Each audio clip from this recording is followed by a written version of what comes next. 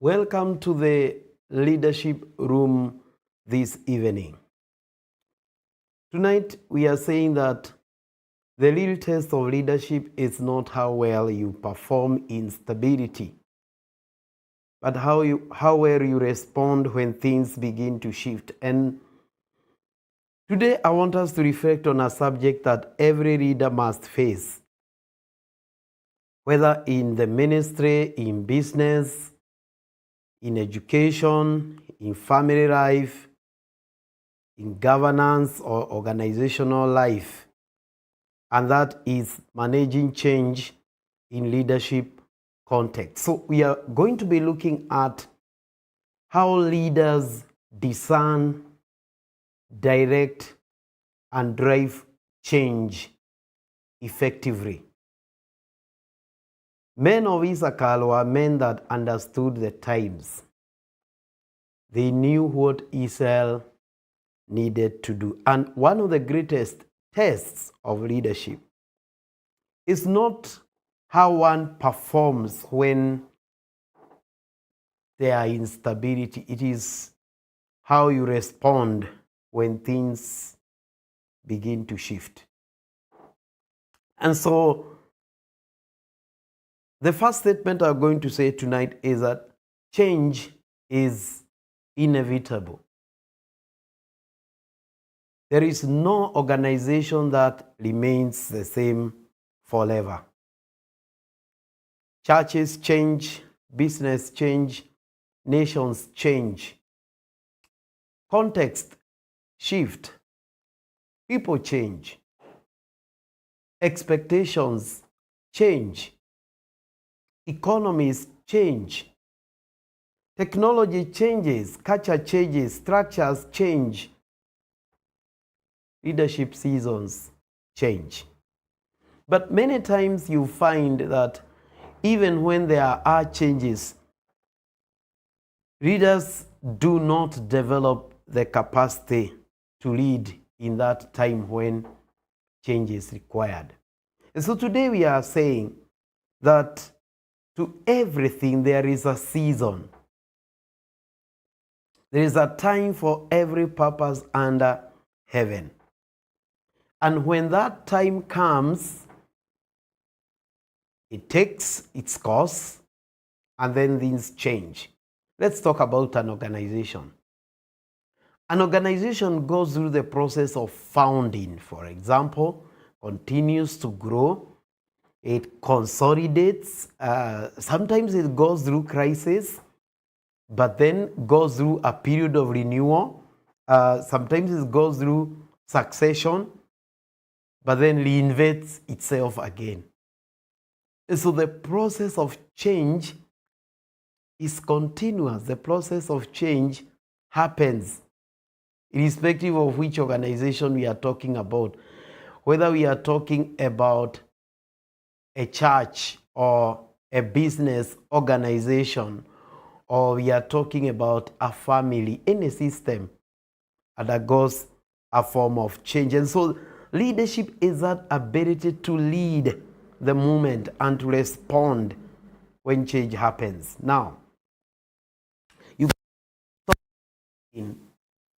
will change come and start asking, how ready am I when that change comes?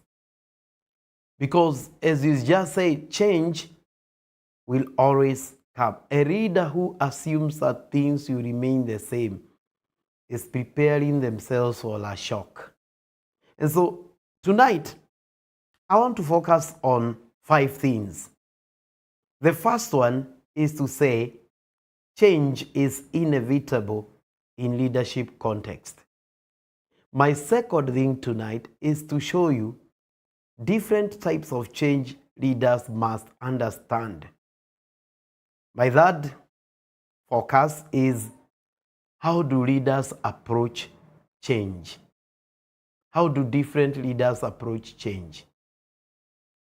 The fourth direction that I'm going to take tonight is how different leaders navigate change. And then I'll conclude with proven strategies of change management from life, from leadership, and from theory. So, and I want to say that change is inevitable in leadership context. Leadership happens in living systems. Organizations are dynamic. They cannot remain frozen. Whether you're talking about churches, whether you're talking about institutions, whether you're talking about communities, they are dynamic. They cannot remain frozen. When we say dynamic, we mean they are continually changing. And so people change, yes. Context change. Seasons change. Problems change. Vision changes. External pressures sometimes change. And so we have to ask ourselves the question, because every organization has its own seasons. What season are we in? Problems change. The problems that were there yesterday might have changed. And the way we solved yesterday's problem is not the way we can solve today's problem. And so a wise leader knows that when we have new realities, we got to find new ways of solving these problems, because, like they say, you cannot solve a problem with the same mind that created that problem. So change is inevitable. The other thing is that the very growth we pray for can create the change we must manage. So sometimes the growth happens. I want you to look at that image that is on your screen right now. That you see the growth that we are praying for, the growth that we are seeking, can sometimes come with pressures. You can see the tree is good. You can see that the results are good. You can see the dynamics happening there. But then sometimes the change comes not because we planned it, but because environment imposes that change on us. Economic downturns, digital disruptions, regulation change, and all these other things. And sometimes the very growth we pray for can create the change we must manage. You can see in that image, the ground is shaking. There are cracks in that ground. Change has come, result is being seen, but sometimes you see there are cracks that are happening. So, now, what are the different types of change that leaders must understand? The first type of change is what we might call economic change.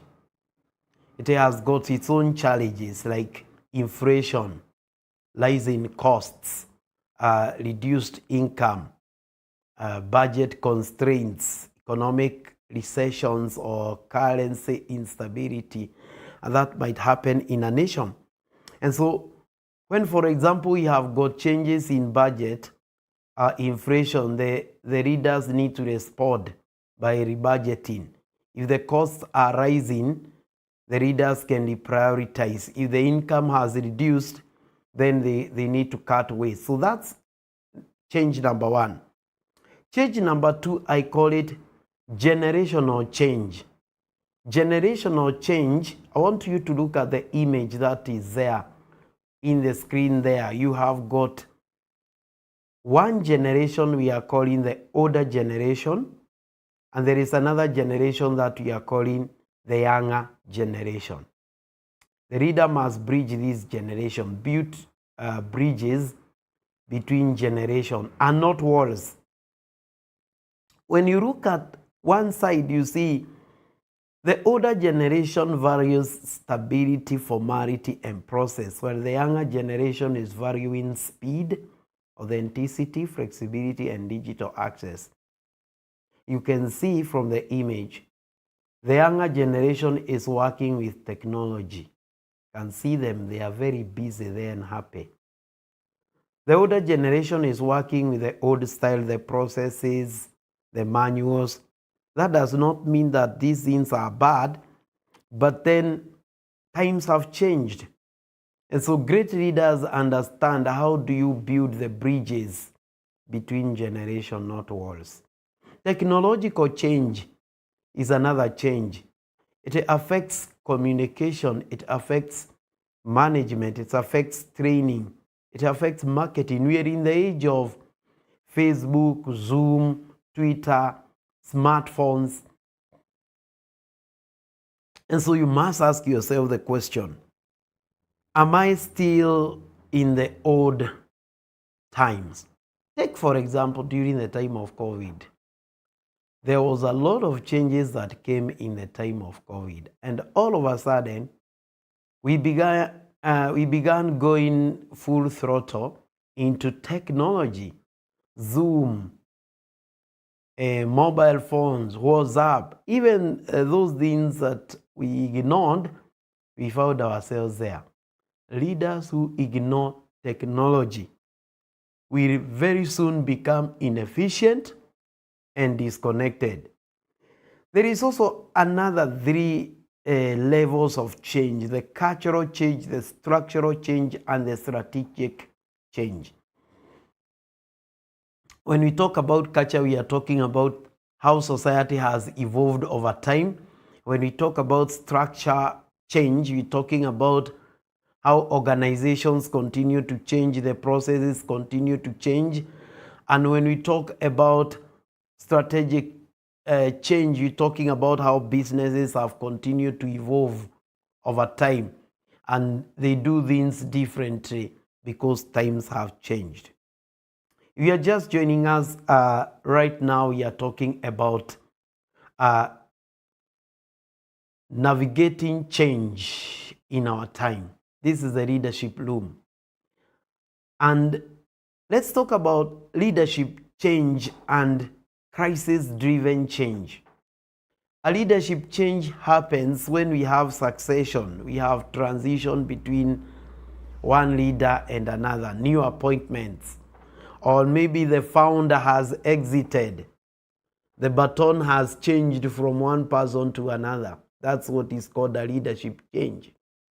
But we also have what is called crisis-driven change. It is a change that came not because we wanted it, but because it happened anyway. For example, I've just talked about the pandemic.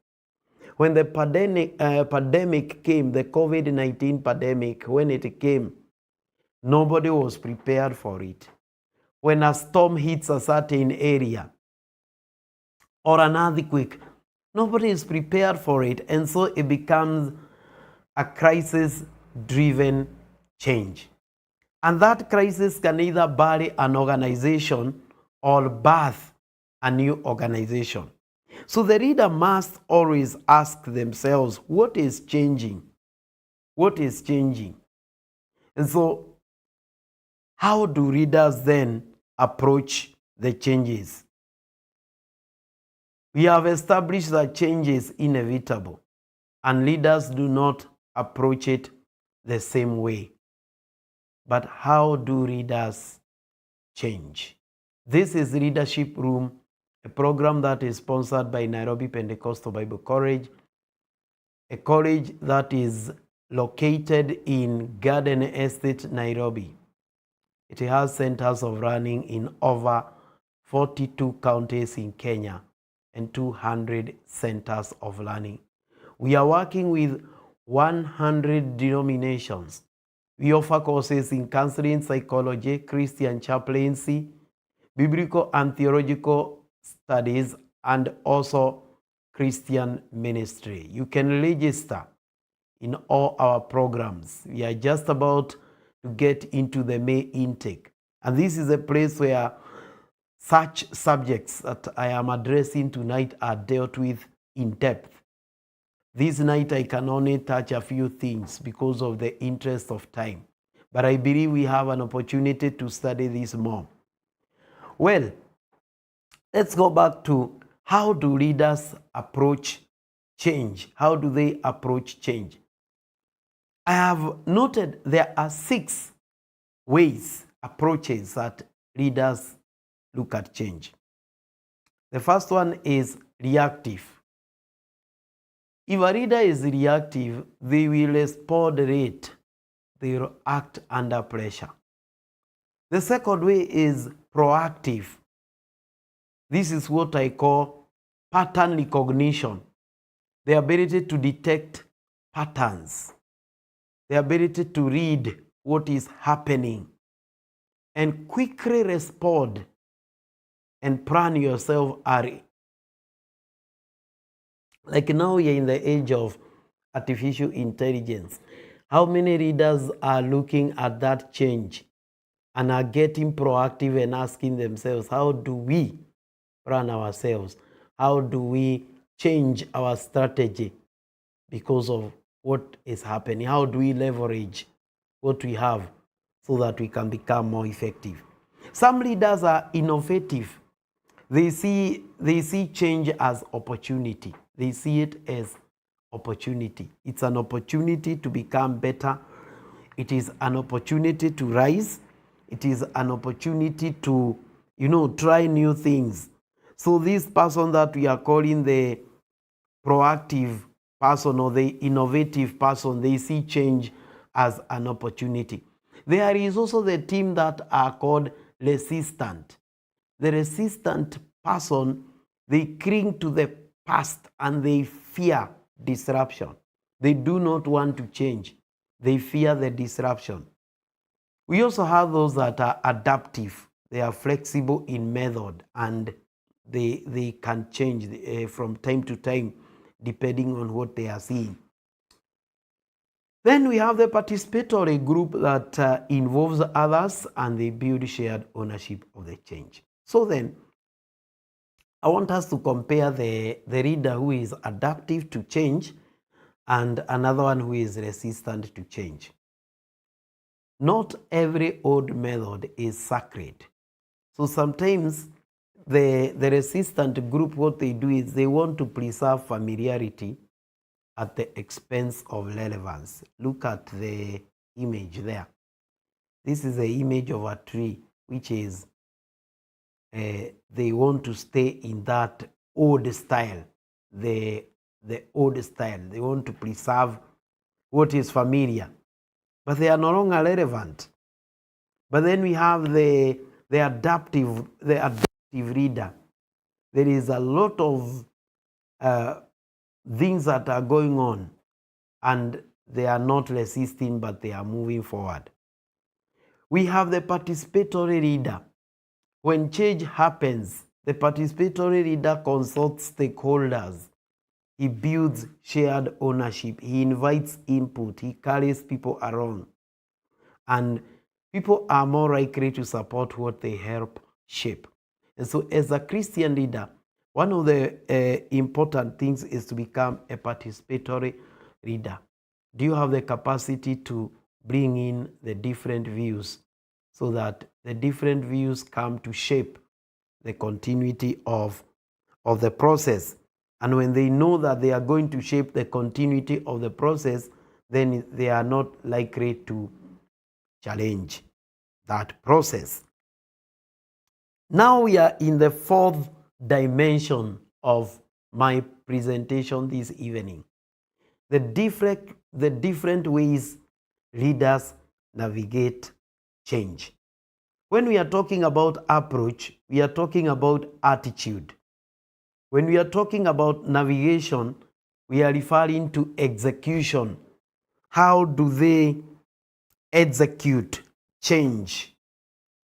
The first one is through discernment. What values must we see? What kind of changes is? What is driving this change? Is it an urgent change or is it a gradual change? And so discernment, understanding what is truly happening. What kind of change is this? What is driving it? What is it internal?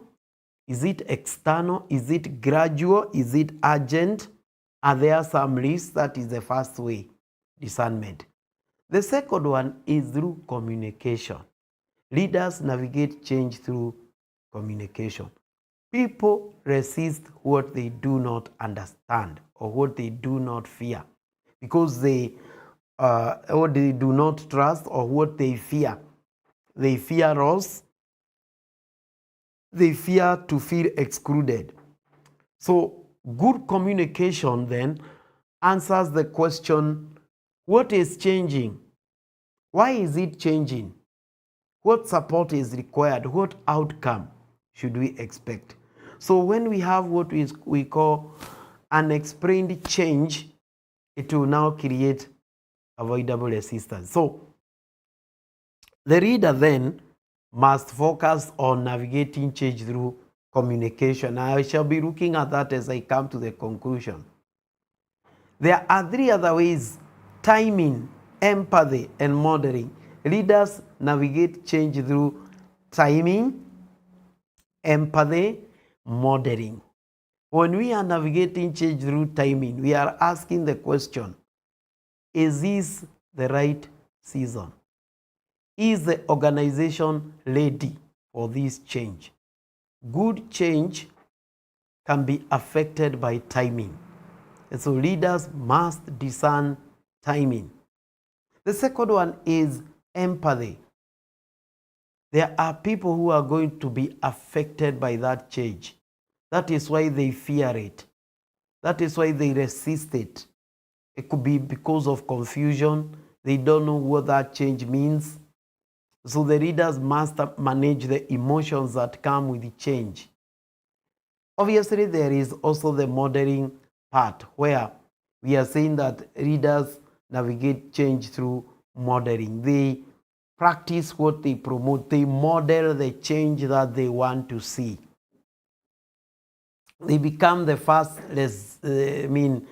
recipients of that change. Leaders navigate change by modeling. They practice what they are promoting. So if a leader calls for accountability, he cannot avoid that accountability. So the leader must model the change that they are seeking. Leaders also navigate change through resilience. Change processes can be messy. They can involve setbacks. They can involve complaints. So the leaders must remain steady, must remain patient, must remain courageous, must remain focused, must remain hopeful. Because resilience then becomes very critical.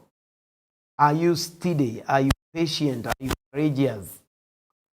Because change processes can become quite a challenge. Sometimes they can be very, very messy. Let's look at some proven strategies of change management.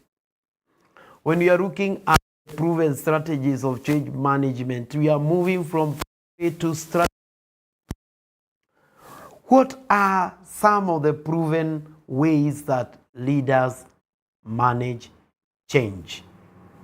If you are just joining me this evening, this is the Leadership Room. It's a program in which we talk about leadership principles, leadership processes that drive innovation and drive change in leadership. It's a program that is convened by myself and Nairobi Pentecostal Bible College, a college that is located in Nairobi, Kenya, Garden Estate, Nairobi, and in over 200 centers of learning all over Kenya, in over 42 counties in this country. And just the other day, we landed into Tanzania. We already have established presence in Burundi. And so we keep moving. We have programs in counseling, psychology. We have programs in Christian ministry. We have programs in biblical and theological studies. And we are just about to embark on the May intake. And we are offering half scholarship to every person that is going to be entering in the full-time program in their first term in the month of May. In the month of April, starting from April 20th, we are starting the Executive Church Leadership Management and Governance short course. This is a short course that is going to be addressing factors of strategic planning church leadership, church management, resource mobilization, and all these other factors that are very critical for the growth of a church or a Christian organization for that matter. So is a short course I do not want. You can go to Facebook page, you are going to find the details on it. So let's get back to the program. We are talking about proven strategies of change management. How do we move from theory to strategy? What are some of the proven ways that leaders manage change? How do readers manage change? How do readers manage change? How do you move from theory to strategy? Now, strategy number 1, diagnose the need. What is broken? What is outdated? What has shifted? Step number 2, create the urgency for the change. Help people see the risk of not acting, the problem in the current state. Step number 3, cast a clear vision. People endure the pain of change more easily when they can see the promise ahead, when they can understand what is the challenge, when they can understand why is such a matter happening. So strategy number 1, to diagnose the need. Step number 2, you got to create the urgency. Step number 3, you got to cast a clear vision. People need to know what is wrong, where the organization is going, because with that they can endure the pain of change. Step number 4, prepare the people. This could be through teaching, training, sensitization. Step number 5, buy in. Buy in is identifying the influencers, the implementers, the champions of change, and using them to become your evangelists for the change that you want to see.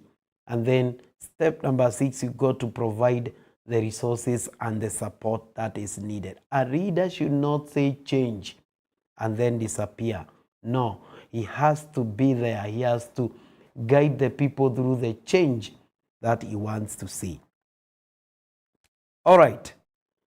Strategy number 7 to 10, manage the resistance. Sometimes you get resistance, and not all resistance to change is rebellion. Sometimes the resistance to change is anxiety. People are wanting you to listen, to explain, to train. You got to start with small wins, build confidence with the benefit of the slight change that has been implemented. And then after that, once people see the visible results, they can be ready for the rest of the changes. Align the system. If the change is going to require budget, do you have budget for it? If the change is going to require change of organizational structure, has the organizational structure been changed? If the change is going to bring any sort of alignments and realignment, has that happened? Finally, allow me to bring this to the end by talking about one theory of change. It is not a very difficult theory. It's a very simple theory, and you're going to understand it. It's a theory by Kurt Lewin. In this theory by Kurt Lewin, he says, if you want to introduce a change, there are 3 steps that are very critical for you to understand. 3 stages. Stage number 1 is unfreeze. Stage number 2 is change. Stage number 3 is refreeze. Let's begin with stage number 1, unfreeze. In this stage that we call unfreeze, you are helping people to realize why the current way cannot continue unchanged. This is a place where you are challenging comfort. It's a place where you are challenging complacency and denial. You create awareness. You show people why the old must change, why the old does not serve us anymore. You begin to expose weaknesses in the current state. Because the current state is a state where people, it's like something in the freeze, it has freezed. So people are used to that old way and they don't understand why it should change. So in the unfreeze, you're trying to show people and preparing people emotionally and mentally why this old system need to be changed. So you create the awareness, the urgency, you show the weaknesses in the current state so that people know why must we change, what is no longer working, what happens if we do nothing. So in that stage of unfreeze, you are saying, you know, the current state is not a good state. These are the weaknesses of remaining in this state. If we do not change, these are the consequences of not changing.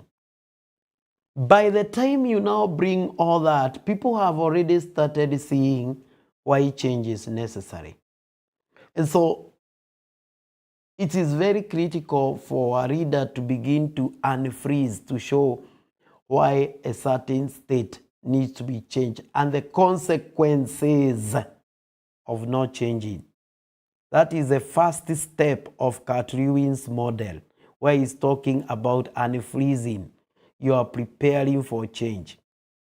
So step number 2 is where you now make the change. You make the move to change. And step number 3 is refreeze. Going back to now making the new way of doing things as the norm. Let me get to stage number 2. Once people have understood the reason why change should happen, you make the move. You change. You bring in new systems, attitudes, structures, habits, expectation. But then you don't leave the people. What do you do in step number 2? You guide the implementation, you provide the training, you answer the question, and you become the first person to model the new way. So leaders must not disappear during the implementation. They must not be seen as people who are talking about the change, but they are not seeing themselves as part of that change. They are supposed to be part of that change. So the change stage is the stage that requires strong leadership presence. I don't want to tire you with this theory, but the stage number 2 is the transition stage. You are moving from the old to the new. New habit, new expectation. Sometimes it's very uncomfortable. The last one is what we call refreeze. Once people have now gotten the new way of doing things, you ensure that the new way has become the new norm. When the new way has become the new norm, you guard, you institutionalize, you stabilize, you make it the new, the required, so that people do not go back to the old, because there is a tendency that people can revert to the old patterns. There is a tendency that people can go back to what they used to do. And so immediately you introduce a new way of doing things, you must be intentional as a reader to ensure that the new way becomes the way. There's no other way. The new habit becomes the required one. The new expectation becomes the one. And you are able to celebrate the progress and institutionalize. To institutionalize is to say, make it part of the system now. Make it part of what is defining the identity of that organization. And that is how changes are brought. So new practices are enforced, new behavior becomes part of the culture, accountability for the new thing is introduced. The systems, the policies, and the progress, all these are made part of the new move. Because, listen to this, if you do not refreeze, what will happen? People will slide back to the old ways. So if I go back to the Cat-Lewin's model, it's a 3 stages that are very critical. Unfreeze, then make the change, then refreeze. So you are changing the new norm, and you are making that new norm the new identity. All right. What does that mean in practice in an organization? When you are unfreezing, you are trying to understand what is a weakness, and you itemize the weakness. Perhaps an example, I'm taking a practical example. Sometimes it may be, you might say, we have poor coordination here, we have people don't understand the laws, there is poor accountability, this thing no longer works. So at that point, you are now beginning to unfreeze. You are trying to show why this is not working. Then during the change, that is the time when you bring in, for example, you can bring job descriptions, you can try to show the structures of reporting, you can train. And then when you are refreezing, you bring in regular use of new ways, monitoring, and all that, orienting to the new change. I want to conclude now with what I call a 7-step leadership framework for change. The first one is you got to discern the change. You must discern the change. Number 2, you got to define the problem. What is the problem? Because unless you know the problem very well, you cannot be able to explain to the people why the problem needs to be changed. You got to hit the target. Why are we changing? What's the problem?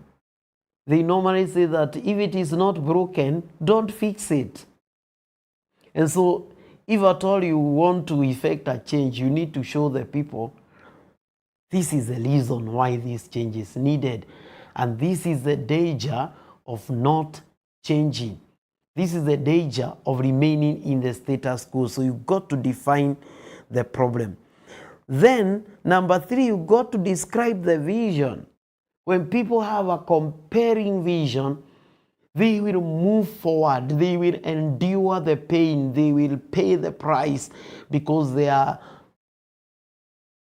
inundated by the vision of what the new is possible of becoming.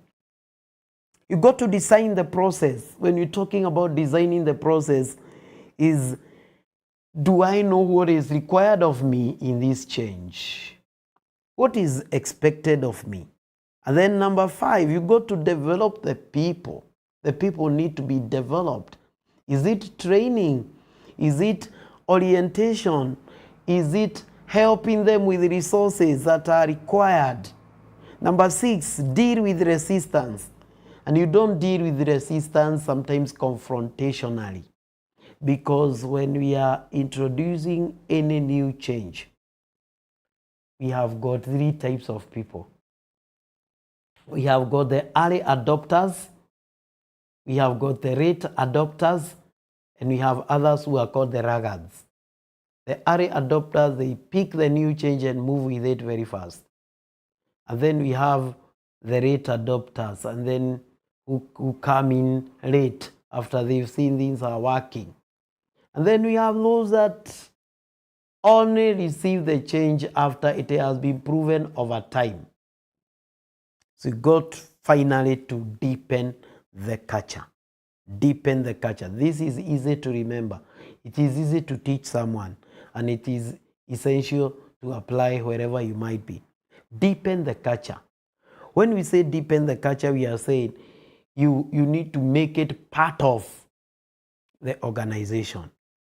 So I bring back the Lewin aspect that if you want to bring in change, you got to unfreeze, show the reason why change is needed, then introduce a change, and then finally make the change the new norm. 7 common mistakes that are made by readers when they are making change.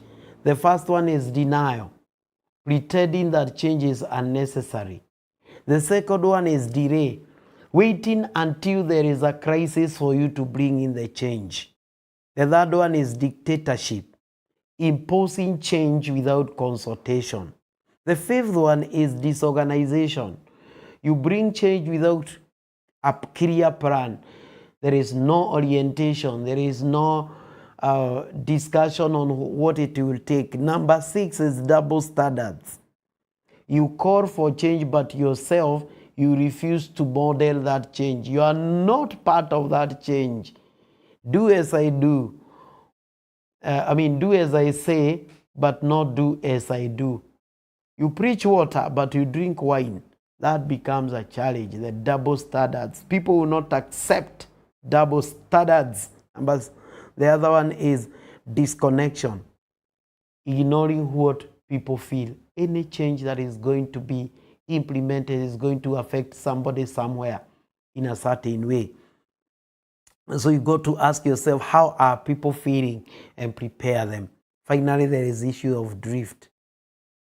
You're starting the change, but you're not able to sustain that change. So the question that you need to ask yourself before you bring in any change is this: if I am going to bring in any change, do I have the capacity, the resources, whether human, financial, structural, to maintain, to sustain the change? If it's not there, I better wait. This can apply irrespective of the context that you might find yourself in, whether you are a church leader, or whether you are an organizational leader, or whether it is personal leadership. All these things are applicable in different levels. Here are some quotes that are worth remembering.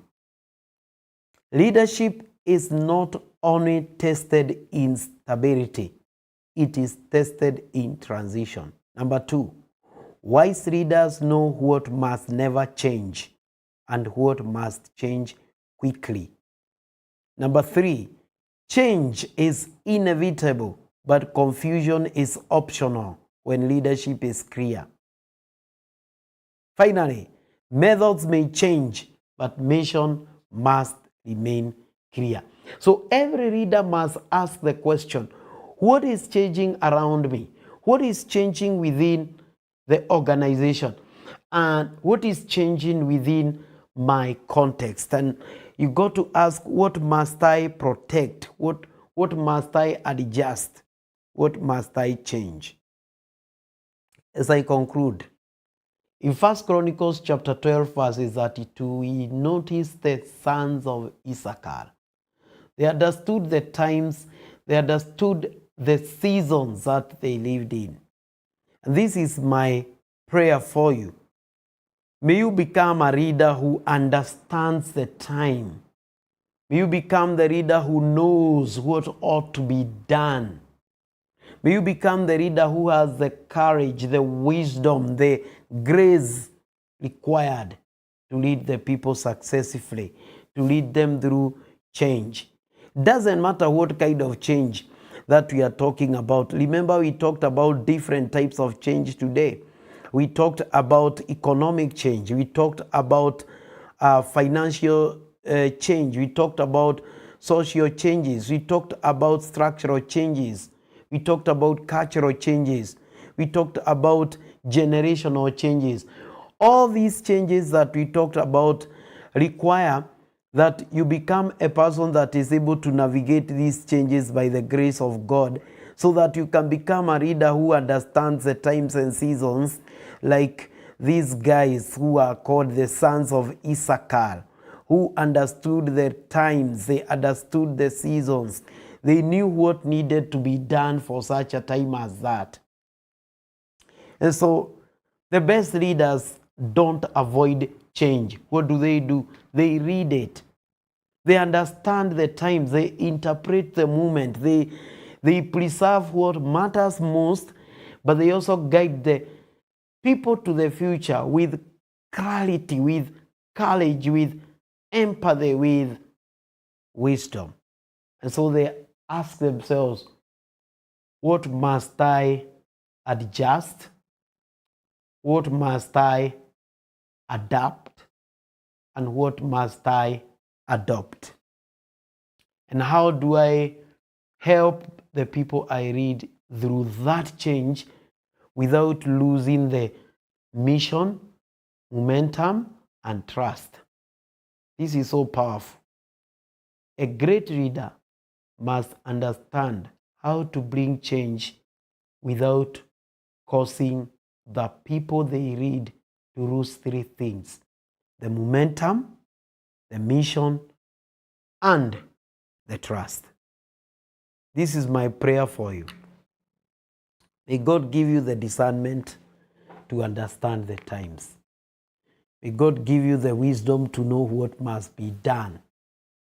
May God give you the courage to make the necessary changes. May God give you the grace to read with clarity, to read with, an understanding of the future. You can preserve what is sacred. You can adjust what is necessary so that you can build an organization that is healthy, that is effective, and that is ready for the future. On that note, I want to say that on April 20th, we are starting the Executive Church Leadership and Management course in partnership with Nairobi Pentecostal Bible College. This is a short course that addresses matters of church leadership and management in the 21st century. It delves into matters of strategic planning and what they mean, and how one can develop a vision and mission for their ministry. It delves into matters of resource mobilization, conflict management, how to lead in the age of AI. And all these matters are things that we must address in our age. So the question that I am asking you tonight is, are you ready for the change that has come? The technological change, the socio-cultural change, the environmental change, and all other forms of change that have come. Are you ready for that change? And so leaders must understand how to navigate the changes that have come in their time. So may the Lord bless you. May the Lord keep you. May the Lord make his face shine upon you. And may the Lord give you peace. Until we meet again next Wednesday, a time like this. This is the Leadership Loom. We love you all at Nairobi Pentecostal Bible College, and I love you too. May you have a powerful, powerful time, and may you read an organization that is ready for the future. Asanteni.